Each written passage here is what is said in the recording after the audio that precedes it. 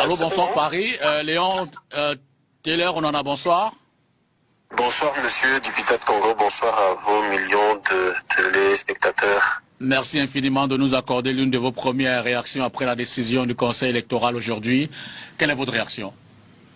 Alors, c'est juste un sentiment de déception. Je pense que c'est plus aux ordres. Nous n'allons pas laisser l'affaire se bâtir de cette façon.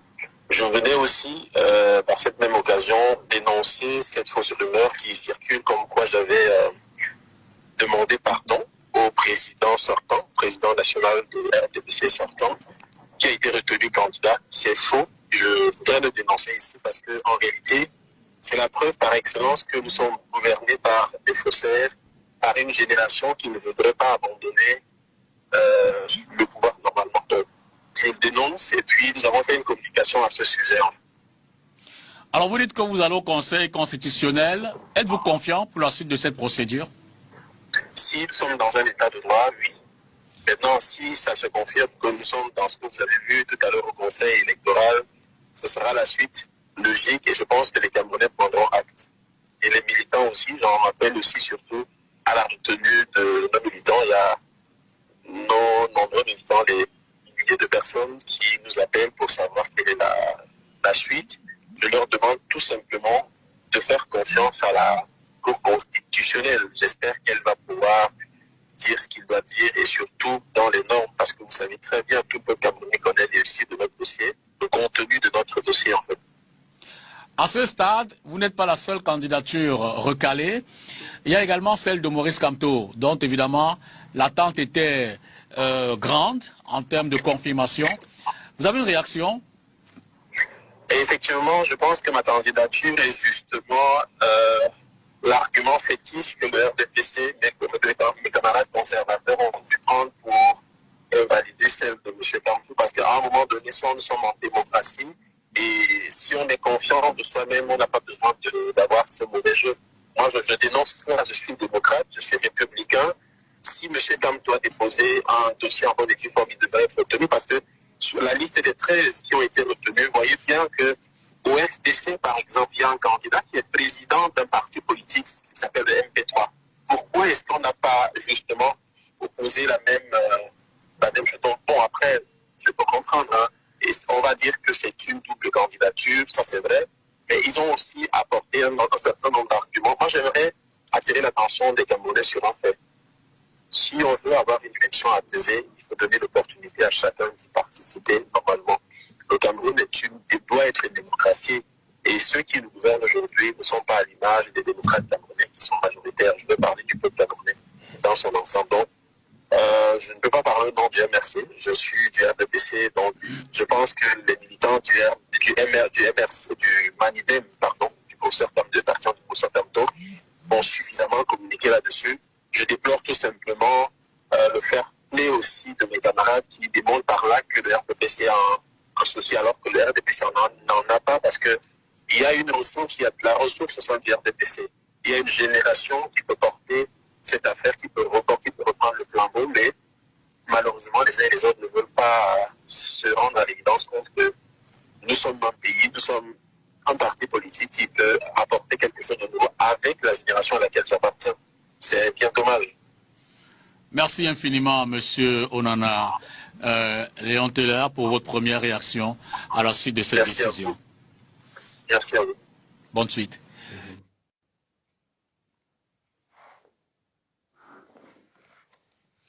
Ouais.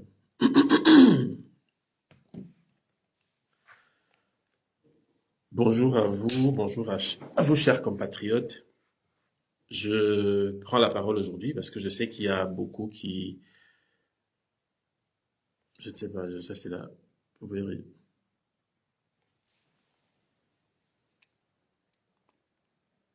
Non, on va d'abord attendre.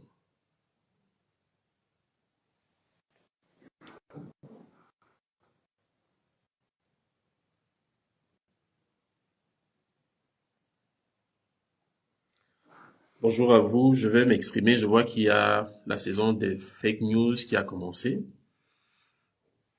Inviter tous ceux qui... Je suis pas influenceur, je fais de la politique, donc pour que l'information puisse être diffusée largement et que nous puissions stopper la saison de fake news qui a démarré. Il faudrait que vous partagiez le live. Je vais vous laisser quelques minutes. Quelle heure? Il est 16h, il est 15h28. Je laisserai quelques minutes avant de m'exprimer sur tout ce qui est en train de se passer en ce moment.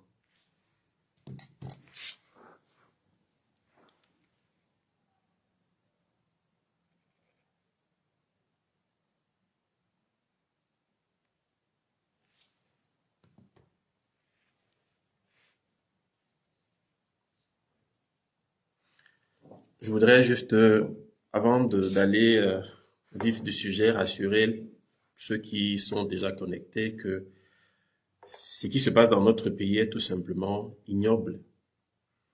Je pense qu'à travers la fausse rumeur qui circule,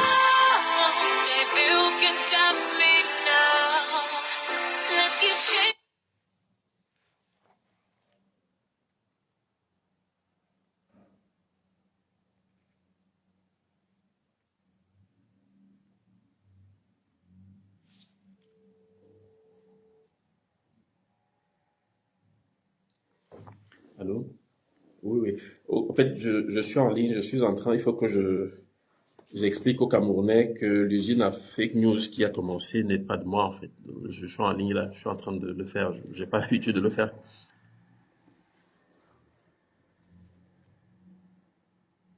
Où ça? Il faut essayer de trouver quelqu'un, je vais signer le mandat pour aller récupérer, y a pas de problème. Bon, laisse, ok, laisse-moi finir déjà ce que je fais là, je te reviens.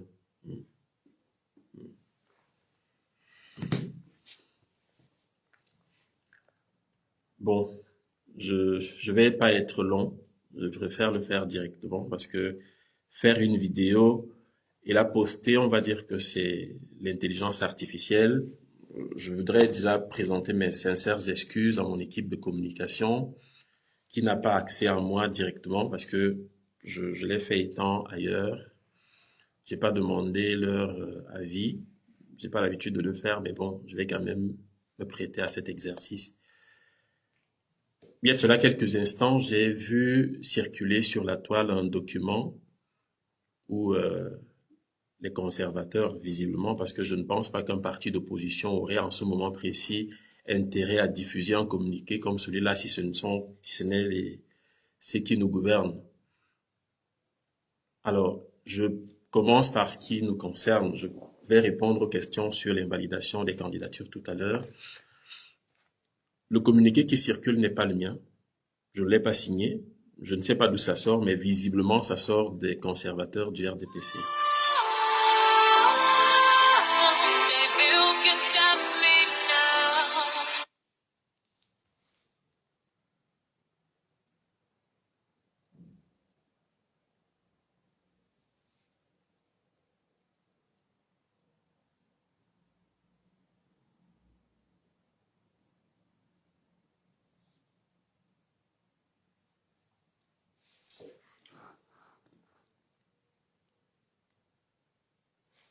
Oui, tu as essayé de me joindre.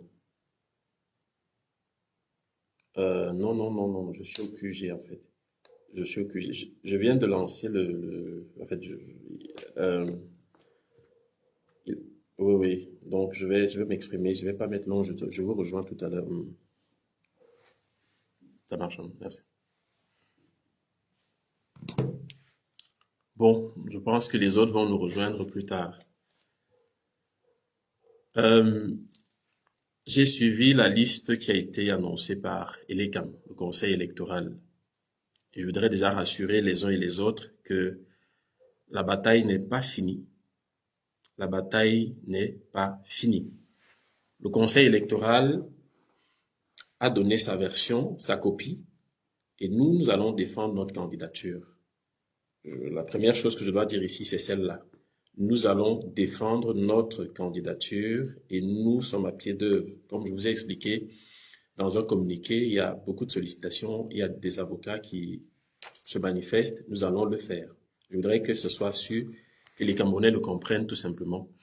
Mais j'ai décidé de faire ce direct tout simplement pour dénoncer le faux document qui circule où il y a posé dessus ma signature et je constate que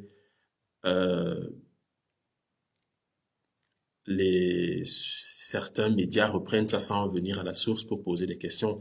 La majorité des organes de presse savent exactement qui est mon représentant, mon attaché de presse ou quoi que ce soit. Il y a quelqu'un qui est là, il y a un numéro de téléphone qui circule. Ils savent vers qui se tourner pour poser des questions. Donc, je voudrais que les choses soient simples et claires. Ce document qui circule n'est pas le mien. Et comme je l'ai dit, je préférerais la guillotine que de trahir le peuple. En s'engageant dans cette bataille, je savais pertinemment ce qui allait arriver. Je sais qui sont ceux qui nous gouvernent. Mais je voudrais aussi profiter de cette occasion pour attirer votre attention sur le fait que nous sommes à un moment de notre histoire où chacun de nous doit prendre ses responsabilités. Moi, je n'ai pas l'habitude de faire ce genre de direct. Bon, je ne fais pas de direct, je ne suis pas influenceur. Mais je me prête à cet exercice pour couper court ce qui se passe en ce moment. Le document qui circule n'est pas signé de Léon Teller Onana. Ce n'est pas moi qui l'ai signé. Je ne le signerai ni aujourd'hui ni demain. Je demande pardon à Paul Biya. Pour quelle raison? Il est candidat à l'élection présidentielle. Il ne remplit pas les critères, je le dis, j'insiste là-dessus. Il est candidat à cette élection, il ne remplit pas de critères. Et c'est d'ailleurs pas lui qui a déposé sa candidature. Je le dis simplement, clairement. J'insiste, je voudrais juste rappeler aux uns et aux autres que Elik m'a donné son avis. Nous aussi, nous allons nous défendre. Nous allons nous défendre. Je ne me suis pas mis devant pour faire plaisir à ceux qui veulent perpétrer le règne de l'impudicité, le règne du satanisme ou alors ce que vous connaissez, les valeurs, les contre-valeurs et tout ce qui va avec.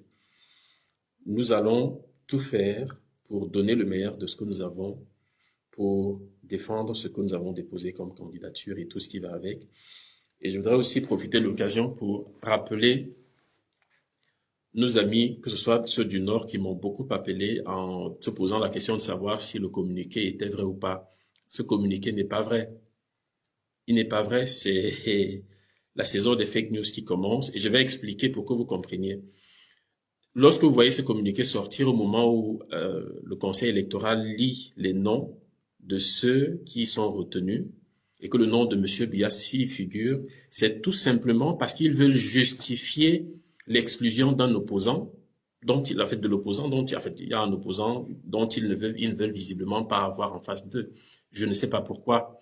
Parce qu'en réalité, la raison c'est quoi? C'est que, allez, M. Onana, on fait circuler que M. Onana a décidé de renoncer. Il a demandé pardon au chef de l'État, ce qui est faux.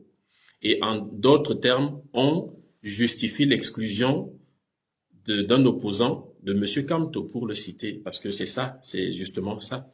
Il justifie l'exclusion de M. Kamto en faisant circuler une lettre de démission ou alors une lettre qui stipule que je demanderai pardon à Paul Biya. Pour quelle raison? Je crois qu'à 93 ans, la bonne place pour notre père, notre patriarche, c'est au village. Je le dis en toute honnêteté, nous avons proposé à nos camarades de venir au Congrès, de venir participer au Congrès, de venir nous prouver le contraire au Congrès. Ils n'ont pas voulu. Nous avons proposé même une primaire. Ils ont refusé. C'est dommage aujourd'hui que le RDPC soit obligé de passer par des basses manœuvres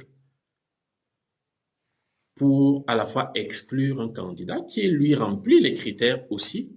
Parce que c'est de ça dont il est question, parce que parmi la liste des 13, allez-y vérifier, vous allez voir qu'il y a des personnes qui sont présidents de partis politiques, mais qui ont été investis par un autre parti politique. Pourquoi ils n'ont pas exclu ce candidat-là?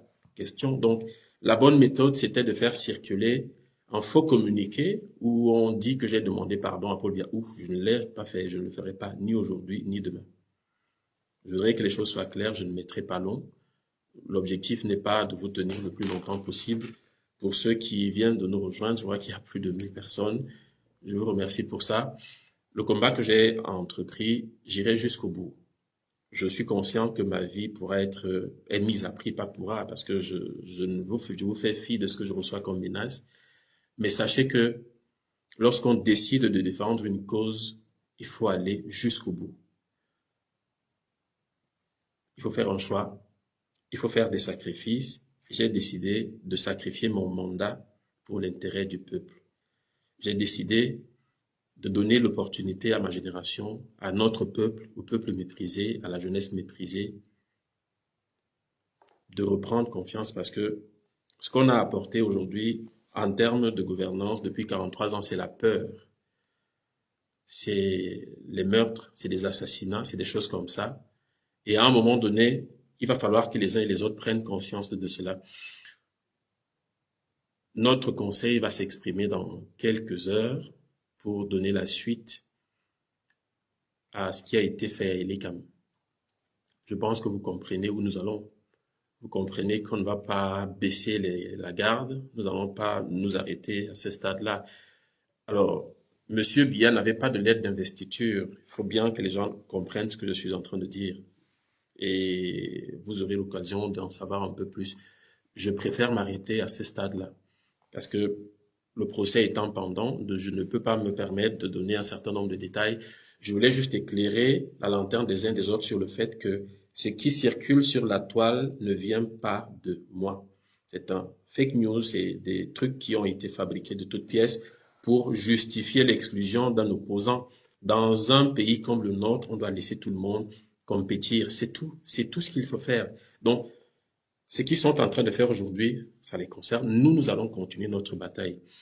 Et je vais profiter de l'opportunité pour remercier toute mon équipe et d'ailleurs pour demander des excuses d'avoir décidé de prendre la parole sans votre consentement parce qu'en fait, je recevais beaucoup de coups de fil des compatriotes qui ne comprenaient pas ce qui est en train de se passer. Je ne pouvais pas attendre que mes équipes de communication viennent jusque-là pour éclairer la lanterne parce que ça allait dans tous les sens en fait. Donc, je vous dis merci et je vais m'excuser si je vais arrêter le direct. Vous voyez bien qu'on aura un autre moyen de communiquer. À tous ceux qui nous soutiennent, à tous ceux qui savent que 2025, ce sera soit la souffrance à perpétuité ou alors la délivrance, tout simplement. Je vous remercie et prenez soin de vous et à très bientôt. Merci.